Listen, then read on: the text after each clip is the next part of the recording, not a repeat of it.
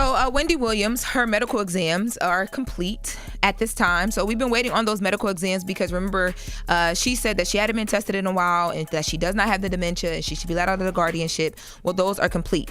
Now, according to a source that is talking to People Magazine, People Magazine is stating that their source, because this was not listed in the documents that were available for us to read, they're stating that their source confirmed that because of this testing, Wendy Williams has again been diagnosed with frontal temporal dementia, and she was first diagnosed back in 2023. So they're saying that the test proved the opposite of what Wendy is saying. Now, I spoke to a source close to the A&E lawsuit because I was trying to figure out where's her guardianship now if this is true. So the A&E lawsuit right now is on like a hold. They basically were like, look, we want Wendy to figure out all of her stuff because she's saying she didn't want this lawsuit and then we'll move forward. People are reporting right now that the guardianship is going to be upheld, but the guardianship as of right now will only be upheld until November 5th, and then a judge will make a decision on what goes forward based on these tests. So it's still up in the air. There's no real decision on the guardianship. And what's happening is because Kevin Hunter Sr. has his lawsuit where he's claiming that he's owed money, Wendy's family is also legally putting their bid in to say, hey, she shouldn't be in this guardianship. And then Wendy's saying, hey, I never wanted this A&E lawsuit and I want out. The A&E lawsuit and those attorneys are like, look, y'all figure all that out, judge, and then in November, we'll come back, see what's sorted out, and see who we even have to deal with. Is it Wendy because she's out of this guardianship, or is it going to be a new court-appointed guardian and attorney based on what happened? So that's a little bit of an update there. Okay. Nice. Now, in other news, Kevin Hart. Congratulations to Kevin Hart. It was announced. We can clap or something. We got a little something. Congratulating him for. Not y'all. I was talking about Eddie with the audio. I was going to say, let me get through it. So Kevin Hart has teamed up with Netflix, and he's going to be dropping a new stand-up comedy competition series. So now this competition series, he's going to be looking to crown the next big name in stand-up. So this will be guided by Kevin Hart and his crew of comedy titans. It's going to be announced at a later date, like more details, or the title of it, but it's going to be an 8-episode series, and it's billed as unfiltered, uncensored, and unapologetic. The competition will pull back the curtain on the gritty, hilarious, and often unpredictable path of stand-up comedy career. So he's going to be looking for contestants from all across the nation that will face rigorous tests that can you be quiet? That mirror the real-life journey of a comedian. So it'll be like everything from, how hard open mic sets can be, to different rewrites that they have to do, the pressure of getting on the big stages, and it'll give viewers a very authentic look behind the curtain of comedy's like dark moments and high points and all the good and bad things. But he's looking for that next big comedian or a comedian that's already out there that should be crowned. Or dropping a clue bomb to Kevin Hart.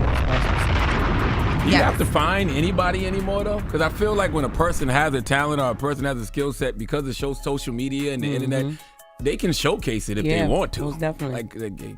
Yeah. Like this, I feel like they're trying to find God. People say, I found God. Nigga, you was the one lost. But there's a lot of people, I'm sure, that get busy that just we don't see because maybe they only have 1,000 followers or 2,000 followers. So now you give them an opportunity, put them on stage and put them to work.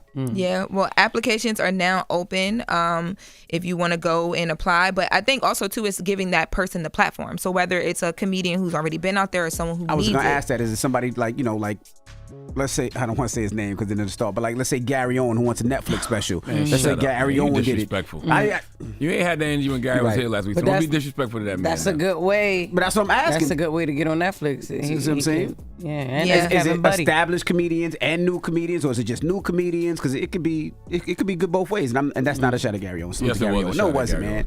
No, it wasn't. Can we please make note who made the shot this time? Gary Owen said he hasn't got a Netflix special, and I'm saying that. Yeah, but that wasn't a shot. I like He's Gary doing Owen. Great on YouTube. He's doing great. Doing great in life.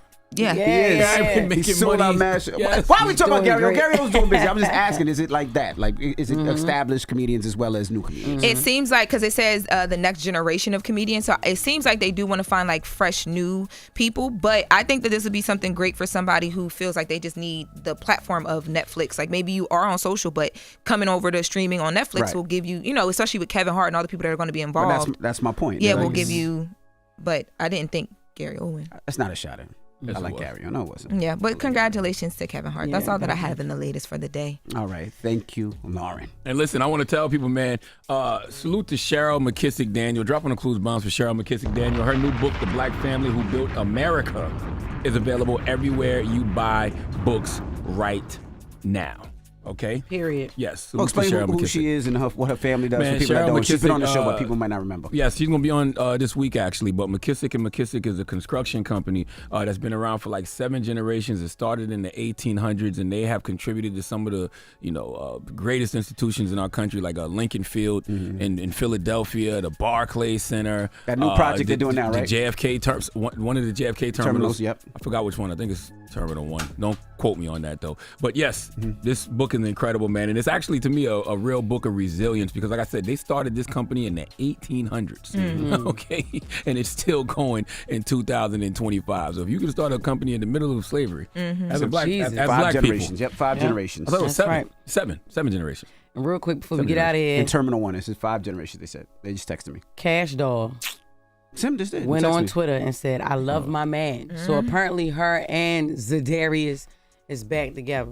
It was just a little beef, a little kerfuffle that they may have had. Girl. You know, and she went back on X and she said, "I love my man." Okay. So he must have gave her that Jody special. You know what I'm saying? That's What's what the we said Jody yesterday. special? I hate you. You know when Taraji. Oh, then you ate her out?